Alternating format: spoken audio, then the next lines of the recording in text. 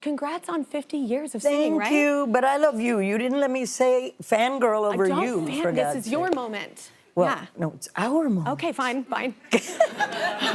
No, I can't believe it's 50 years since I joined. It was then Miami Latin Boys, which became Miami Sound Machine. I met Emilio. There he is right there. Hey, Emilio. But he was my boss for a year, and then somehow, you know, it was destiny. We got together, and we will be married 47 years in September. Oh, my God. Look. That's like one of my questions I was gonna hold off, but it's a nice segue. It's already hard enough, like, growing up with someone and in a marriage and growing up, and then also working with them side by side, that's hard. Like, but it seems like you've crushed it and made us all feel bad about ourselves. That's hard, but you seem to be like the most amazing partners. You've accomplished so much together. We have. As a family as well. Very much of my family's here too. We have them all in the front row. What's up? Yes. So wait, with Emilio, you had a hit with Turn the Beat Around, which I told you in rehearsal, I was unaware that this was a cover. I thought that yep, owning it. I thought this was yours. I grew up with you singing this. Yeah. And several artists, I feel like that's happened to, that I thought that they were their songs already, but that's because the song is so yours. It's Thank you such for that. a great song. It is a great song. Yeah. And by the way, when we were in Miami Sound Machine, we started doing, when I joined the band, we started doing not just Latin music, because that's what they would play, Miami Latin Boys, but I started doing ballads, and then disco was very big. And Vicki Sue Robinson, who did that, I think it was in '76. I missed it. Well, you weren't born. Well, no, but I know a lot of older music. I missed it. Yeah, well, because I took it over. Yeah, you did. Yes, you did. And Vicki had passed. I got to meet her 2 weeks before she passed, and beautiful. She was very ill. She died very young. So when we heard this song and we heard all the Latin percussion that was in it, it was like, oh my God, we have to do this song. So we would cover it in the band. And then when Emilio was, he actually did a little cameo at the beginning of The Specialist. Go back and take a look at this, people, if you haven't seen this movie. He's this piano player on Ocean Drive. Yeah. And I was pregnant with Emily, very pregnant, when I recorded that whole album, which was songs that moved me. Which is hard to sing when you're pregnant. Yeah, and everything, you pick the keys too high. Yeah, oh, amen. That was tough. Yeah. So we were shooting at the top of one of the tallest buildings in downtown with helicopter shots and all this. Had a body double, because I was very pregnant. So in the close-up... So it wasn't even... Oh, that's crazy. No, I was like almost 8 months pregnant. Okay. So I had this mic, this old-time mic, and I had to pull it towards me so the mic stand was here. And when I was recording that song, Emily would like... She would twist and turn and kick and boom. Choreo. No. Yeah, choreo. And that's why she became a drummer, probably. But, you know, I was singing, and she literally kicked the mic stand out of my hand. Yeah. Yeah, and we had a big hit with that song, and a lot of people think it's Hell fun. yeah, you did. I love this song so much. So before your career took off, I heard, is this true that you were like approached by the CIA? I was. This is the coolest thing ever. Not to my mom. Oh.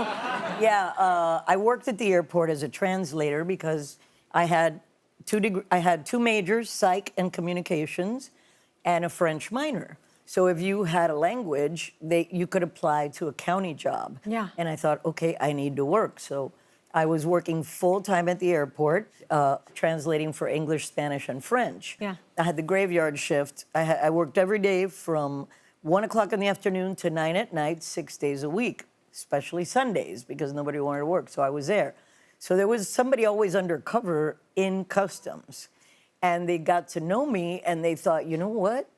You would be great as... Jason Bourne. As a spy. Yeah. They didn't say spy. They said, we would like to invite you to join the CIA. So I go home, and I'm so excited. I'm thinking, I want to do this. This is so great. Yeah. And my mom, like, the drama immediately started. Oh, no. Your dad I already lost your dad to 2 governments, and now you're going to do this? Oh, no. And I'm going, oh, Mom. So I didn't do it, supposedly. Wouldn't this be the greatest cover? And then I tortured her the rest of her life, and my sister, and every time they would ask me, I go, well, you really don't know if I joined, do you? I have the perfect cover. I meet heads of state all over. There you go. I make music. If you play conga backwards, there might be some messages. There might be some stuff in there. Oh my gosh. Well, shortly after Gloria started her solo career, her tour bus crashed, nearly killing her. I will say, when I first started touring, there is no artist that hasn't heard this story whenever you start riding a tour bus. What was... Not fun. No. So I lay down to take a nap, and I remember that the bus stopped. So I thought, that was quick, because I had been asleep. I thought we'd gotten to Syracuse.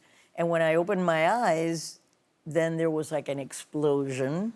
We had stopped because a truck had flipped 7 miles ahead of us. So traffic was backed up for 7 miles. It was a freak snowstorm in the Poconos on March 20, 1990. And I opened my eyes thinking we were there, and then we got rear-ended. The guy driving this fully loaded Maersk truck, which, by the way, I later found out was loaded with nuts. Like, a little weird. Yeah. And then it pushed us into this other truck that was in front of us loaded with steel cable. That steel cable unwound and sliced the front of the bus. So what happened, it was good. It was good that that happened because it was snowing. And back at that moment, they didn't know yet that the first thing they do now if you injure your back is put you on ice. So nature put me on ice for the hour and a half it took for the ambulance to get to me, which was great with what had happened.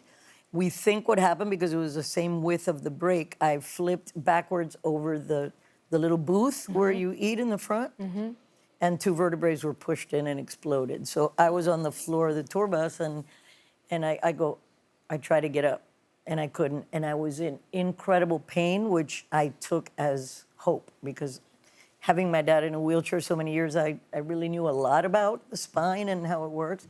And I knew that if I'd severed the cord, I wasn't going to feel anything. So then it took a long time for the paramedics to come. A lady came in that was in a car behind us. To this day, I wish I knew who she was. She was like an angel.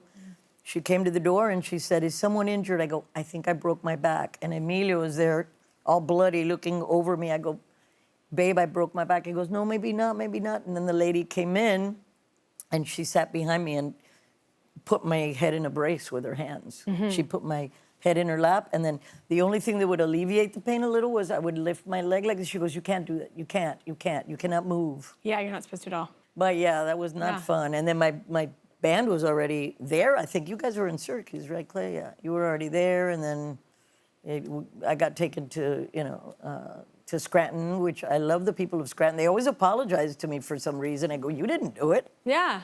Yeah, no, but they were so lovely, and they took care of me until they flew me here. Yeah. They put me back together in the hospital for joint diseases, Dr. Neworth.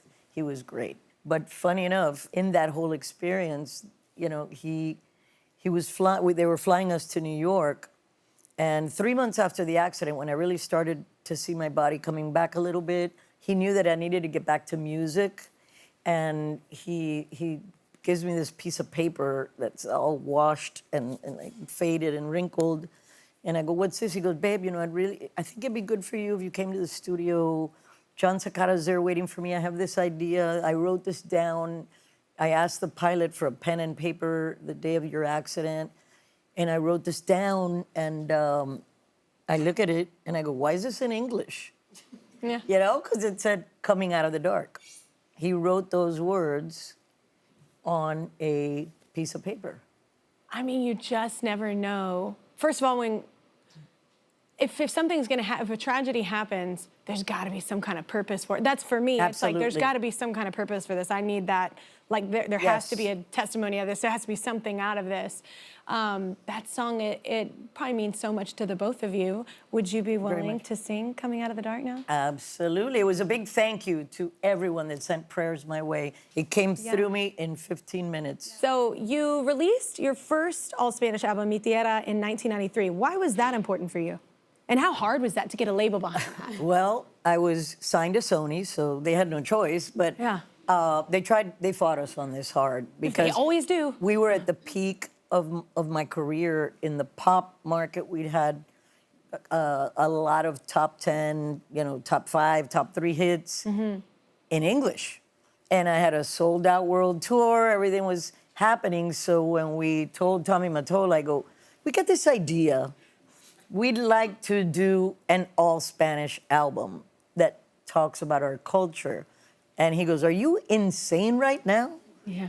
And we said, Tommy, this is exactly the reason why we want to do it now, because so many people are listening and they've heard the mix, our vocabulary is intertwined in songs like Conga, Rhythm is Gonna Get You and all that, but they don't know where that came from. And for us, being Cuban, it was very important to try to salvage our sound, because when Castro came into power, he took everybody out of the history books that was anti-Castro.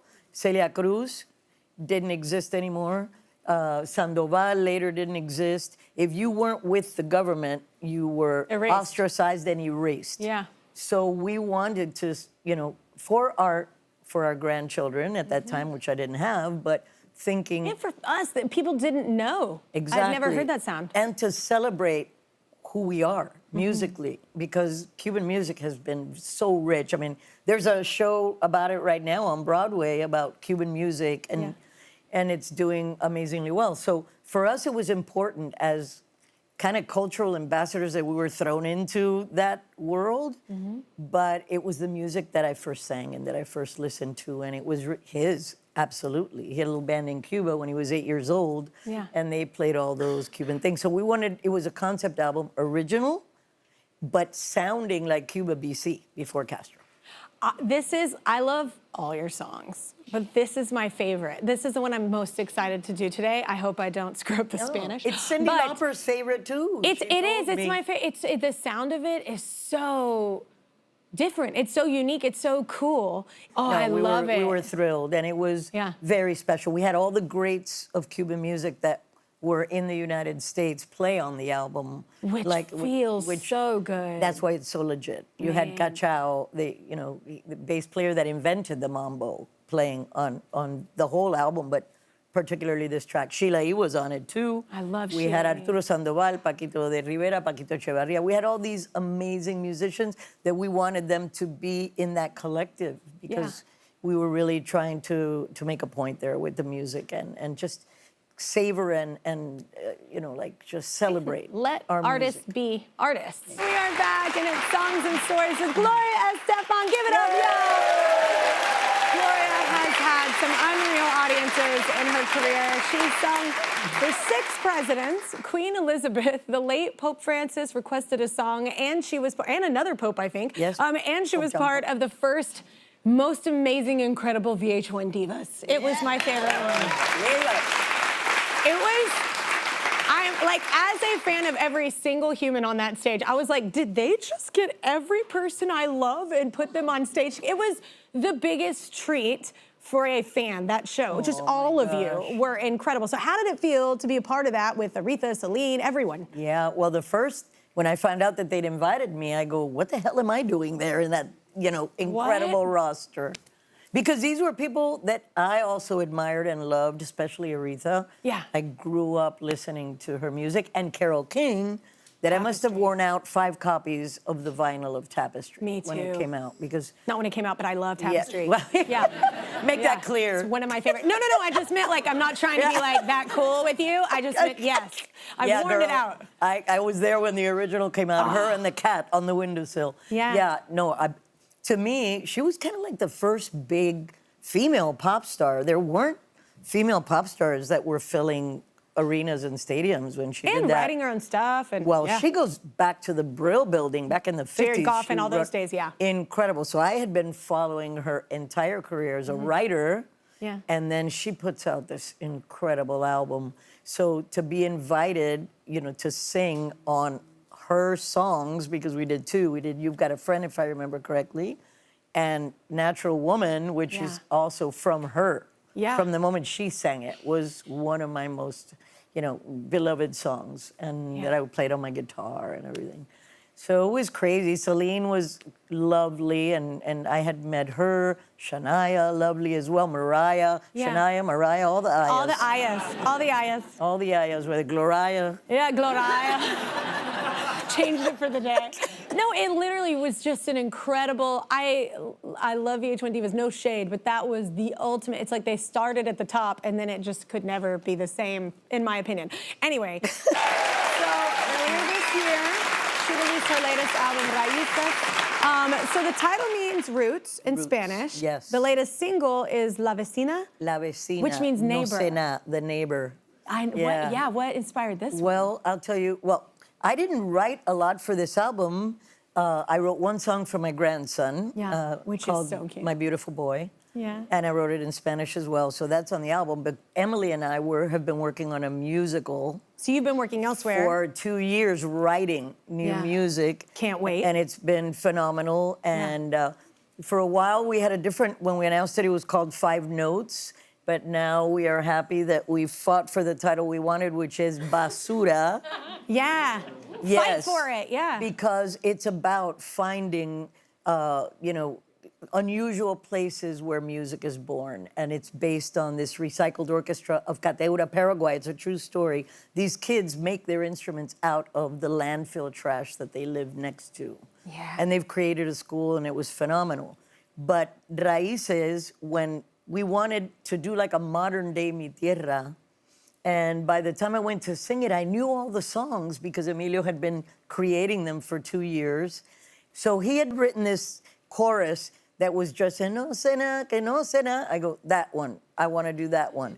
And he wrote the thing. I chimed in on that one too. I wrote all the ad-libs and things. Yeah. But it's about a nosy neighbor. And the day I recorded it, I went home and I got this whole image in my head of what I wanted the video to be. I produced it, I directed it, I did the whole thing. And I went back to the place hoping that it was still there where my mom and I first lived when we came from Cuba. And it was like a commune because my mom discovered this place. It was brand new when she found it, had just been built. And she told the landlord in her broken English, "Can I fill all the apartments for you?" And he said, absolutely. Why not? Yeah. So it was all women and their little kids because all the men were in Cuba and political prisoners in Bay of Pigs. Yeah. And we grew up with one car. There was only one of them that drove. And I have a picture of my mom and me sitting in this lawn chair. And I told Emilio, I want to go back and create this thing about the neighbor in this place. Yeah. It was a lot of fun to do, and I think the fans are going to dig it. So incredible, it's still there. You got to do that. It's still there, and it's not going to be because they've assembled all the blocks, and before 2 years it'll be gone. So I was also able to capture it. Yes, yeah, absolutely. All right, well, Gloria looks the same exactly. I know, I love that. Well, we can't talk about your music without discussing Conga. I love this song. So is it true, this is random for me, is it true a concert in Holland inspired the song? It was a tiny little club named Cartouche in Utrecht, Holland. Okay. We were there, promoting Dr. Beat that had somehow, Emilio and I went and did a 12-inch with a fantastic Pablo Flores. He remixed the song in Puerto Rico. The record company, we were doing an album in Spanish. We snuck the song onto the album in Spanish. We snuck it on the B-side of the single. And then him and I took that record to all the record promoters. So somehow, I think it was Bo Crane, Europe would always check with Bo what was going on there, and then he would import the stuff from Europe. So all of a sudden, we find out that we're #1 in Holland with Dr. Beat, and we're going like, what? So it worked. Holland knows how to hang. They all know. I'm saying. No, they played Celia Cruz on the regular radio in Holland. So I love them. The Dutch, they're amazing. So they flew us out there to promote, and we were in this club, and we only had 2 songs in English that were on that song. So we sang Dr. Beat again. We sing it a bunch of times. And they go, we want more. I go, oh, God, we don't have any more. And he goes, let's do those old Cuban congas that we used to do at the end of the gigs. And when we did those songs, shoes would fly, clothes would come off, people would and it was only done at the end of the night because it always elicits that type of reaction. Yes. They were original Cuban congas from back, sometimes 100 years old. So he whips out his accordion, and we do these medleys of Cuban congas, and they went crazy. So at 3 a.m, standing in the alley with my drummer, and I go, we've got to write a song that talks about this rhythm. It's been for 10 years we've been playing it like these things. We need to talk in English, talk about what this rhythm is, kind of give that vibe and do our thing, do our, fusion that we do with the like funk bass line, 2 and 4 on the drums and the Cuban percussion. Yeah. So I was sitting next to him on the plane to London, and he was playing it on the tray table, and the song got written. And when we went back to Miami, I was singing horn lines into a cassette player to give to my horn guys, and we started performing it before we recorded it. And the reaction was like if people were hearing a hit. Yeah. So we kept telling Sony, this is the song, this is the song. And it took a year for Conga to get to the top of the charts, but then it was the first song in history to cross 4 different charts: pop, dance, Latin, and R&B. And it all happened because of an encore. Of y'all coming back on like a true encore. Absolutely.